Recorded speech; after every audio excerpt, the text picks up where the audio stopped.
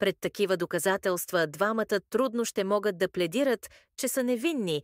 Не е ясно все още дали Бейонсе е имала пряка роля, но имайки предвид, че е омъжена за Джей-Зи от 16 години и е супер близка с Пи Диди, не е много трудно да предположим, че е знаела за всичко случващо се.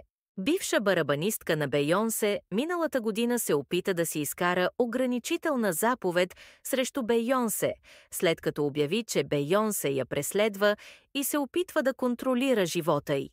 Също така я обвини, че практикува ритуали и вуду магии.